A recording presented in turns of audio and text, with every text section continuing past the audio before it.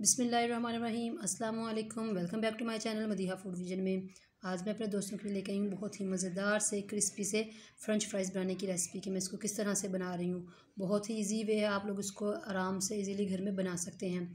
तो इसके लिए मैंने ये आलू लिए हैं, इनको इस तरह से अच्छी तरह से पहले वॉश किया। वॉश करने के बाद इसको फिंगर की शेप में इस तरह से शक्ल में काट लिया है। आप लोग देख सकते हैं, कुछ बड़े हैं कुछ छोटे हैं, जो आप लोग इजीली इस तरह से इसको इसकी कटिंग कर सकते हैं। आप इसको काट लेना है और उसको फिर कटिंग करने के बाद ही मैंने इसको तकरीबन 3 से 4 दफ़ा पानी में अच्छी तरह से धो लिया है। आपने इसको 3 से 4 दफ़ा धोने का मकसद ये है कि जब तक पानी वाइट ना हो जाए और आलूओं के ऊपर से वो जो वाइट वाइट सी वो जो लेस सी होती है वो ख़त्म हो जाए और ये बिल्कुल साफ़ हो जाए, तब तक आपने इसको अच्छी तरह से धोना है। धोने के बाद मैंने इनको सुखा लिया है। आप लोग देख सकते हैं इसके ऊपर बिल्कुल भी पानी नहीं है, बिल्कुल पानी जो हल्का फुल्का था वो भी ड्राई हो चुका है। अब हम लोग जो आगे इसका जो अगला स्टेप है वो ये है कि इसको हम लोग एक ये खाली बाउल में डालते हैं इस तरह से। ये बिल्कुल ड्राई हैं, आप लोग देख सकते हैं। आपको यानी कि आप वीडियो में आप लोगों को नज़र आ रहा है कि इनके ऊपर बिल्कुल भी पानी नहीं है। तो अब हम लोग इसके ऊपर कॉर्नफ्लोर डाल रहे हैं। ज़्यादा हम लोगों ने यूज़ नहीं करना, जितनी यानी कि आपको देखें कि इसकी बस कोटिंग हल्की सी हो जाए उतना। और साथ में थोड़ा सा हम लोग इसके अंदर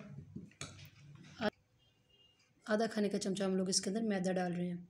और अब हम इसको करते हैं मिक्स मैंने किस तरह से करना है इसको, इस तरह से यानी कि क्योंकि मैं इसको अब चम्मच की मदद से हिला नहीं सकती, ये इसकी अच्छी तरह से इसको ऊपर लगना नहीं है, तो मैं इसको इसी तरह से हिलाते इसको ऐसे ही हिलाने से इसकी अच्छी तरह से इसके ऊपर ये हमारा मैदा और कॉर्नफ्लोर लग जाएगा, आप लोग देख सकते हैं। और फिर जब हम लोगों ने इसको फ्राई करना है, फ्राई करने से पहले इसको अच्छी तरह से हम लोगों ने किसी दूसरी प्लेट पे खाली प्लेट पे निकाल लेना है, ताकि इसके ऊपर जो एक्स्ट्रा लगा हुआ है वो उतर जाए। तो हम लोग अब अगला जो हमारा इसका मरहला है वो है फ्राई करने का। अब इसको फ्राई करते हैं हम लोग। अब कढ़ाई जो है मैंने पहले चूल्हे पे रख दी है ऑयल गर्म होने के लिए, और हम लोग अब चलते हैं इसको फ्राई करने। ऑयल हमारा गर्म हो चुका है, जैसे कि मैंने आपको पहले बताया था कि हमने ऑयल गर्म करने के लिए रखा हुआ था। और मैंने ये जो हमारी क्रिस्पी से जो चिप्स हैं मैंने इसको अच्छी तरह से झाड़ लिया है, ताकि इसके ऊपर से जो एक्स्ट्रा कॉर्नफ्लोर है वो उतर जाए। आप लोग देख सकते हैं। अब मैं इसको चेक करने के लिए डाल रही हूँ कि ये ऑयल गर्म हुआ या नहीं। ऑयल हमारा गर्म हो चुका है। अब मैं इसके अंदर इसी तरह से सारे जो है फ्राइज़ डाल रही हूँ। 3 मिनट के लिए हम लोगों ने इसको मीडियम आंच पे पकाना है, और फिर 3 मिनट के बाद हम लोगों ने बिल्कुल लो आंच कर देनी है, ताकि ये अच्छे से क्रिस्पी हो जाए। फ्राइज़ हमारे माशाल्लाह से कंप्लीट हो चुके हैं। आप लोग देख सकते हैं इसका कलर कितना खूबसूरत आया है। अब मैं इसको खाली प्लेट में निकाल रही हूँ, ताकि इसके ऊपर से जो एक्स्ट्रा ऑयल है वो निकल जाए।